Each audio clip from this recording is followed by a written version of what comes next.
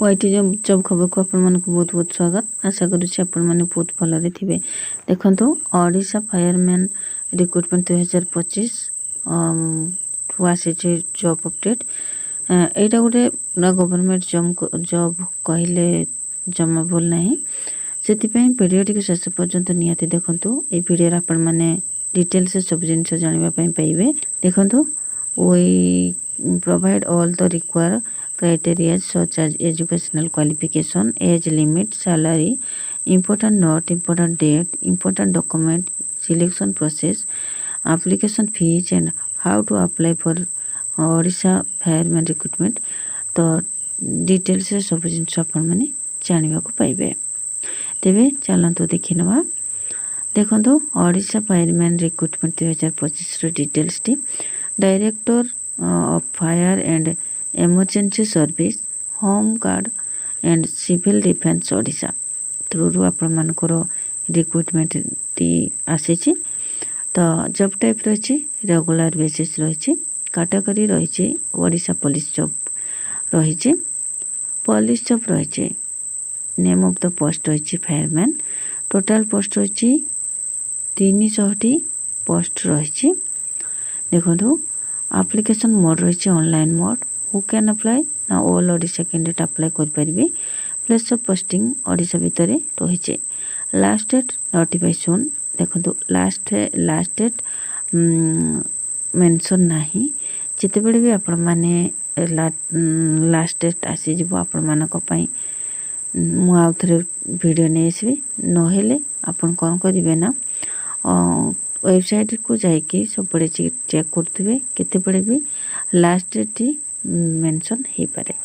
Gender देखो only mail, केवल mail माने ही अप्लाई करि परिबे। तेबे क्वालिफिकेशन चलतो देखिबा। देखो candidate should have completed 10th pass for a recognise board और इट्स इक्विवेलेंट एजुकेशन।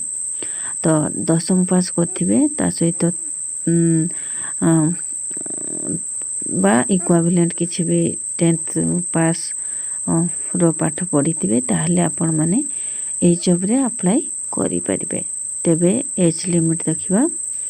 देखंतु आज for Odisha fireman recruitment notification candidate age limit is minimum age देखंतु 18 वर्ष अछि, मैक्सिमम अछि 25 इयर्स।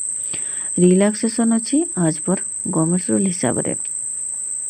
तेणु 18 वर्ष रु 25 वर्ष मध्य पिला माने ही ए जॉब रे अप्लाई करि परिबे।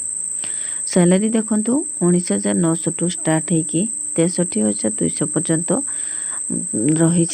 लेवल 4 रे आपण माने फर्स्ट दरमा पाइबे। तो एटा जेहेतु फायरमैन जॉब रही तो बहुत माने धादपट दौड़ा दौड़ी काम। तो सेति 18 वर्ष रु 25 वर्ष पर्यंत जो पिला माने थांती एक्टिव थांती सेतिकी वर्ष बयस भितर ही आपण माने अप्लाई करि परिबे। और दरमा भी देखंतु बहुत भल दरमा रही। तो लेवल 4 आपण माने फर्स्ट दरमा पाइबे।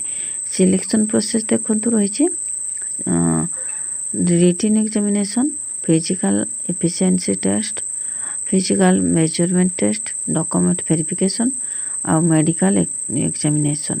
यही 5टी सिलेक्शन हम से आपण माने रेडी रुहतु। पढ़ापढ़ी जदि करूना ताहले निहाती पढ़ापढ़ी स्टार्ट करंतु। आ फिजिकल फिटनेस पई भी मध्य टिके ध्यान दियंतु।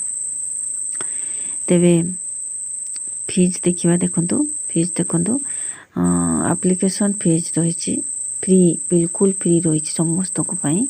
कहा पई कोनसी टंका टेबे फी पड़िबो नाही। तेबे डॉक्यूमेंट देखिबा। देखंतु HSC certificate and marksheet, +2 ITI certificate and marksheet, computer certificate, signature card certificate, Aadhaar card, resident certificate, self attested passport size photograph. यही 9टी आपण मानकर रही। सॉरी नंबरिंग भूल अच्छी। 7टी आपण मानकर इम्पोर्टेंट डॉक्यूमेंट रही। तो सब गुड़ा को आपण मानक देवाक पड़िबो। तो क्वालिफिकेशन अनुसार जहाँ भी रिक्वायर अच्छी से सर्टिफिकेट आपण मानक देवाक पड़िबो। लास्ट डेट और fast date important date December 2025 apply start हम 2025 डिसेम्बर आड़ को जाकि आओ लास्ट डेट भी ठीक सेमती रहिबो। मिनिमम तो गोटे जॉब रे लास्ट डेट मिनिमम तो 1 मंथ थाए।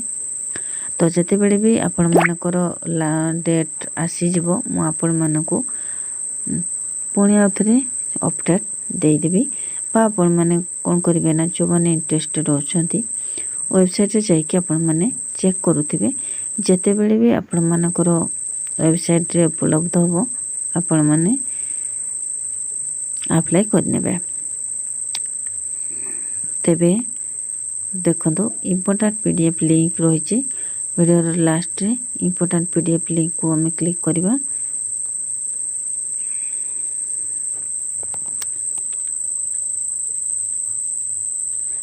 नेट टिके स्लो रही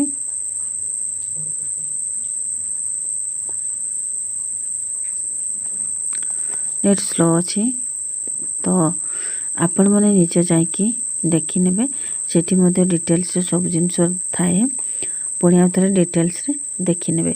आशा करी वीडियोटी आपण माने निहाती शेष पर्यंत देखिथिबे। जदि शेष पर्यंत देखिथिबे हृदय बहुत बहुत धन्यवाद। पुणी देखाबा एमती गोटे इनफॉर्मेटिव वीडियो सहित से पर्यंत रहूची।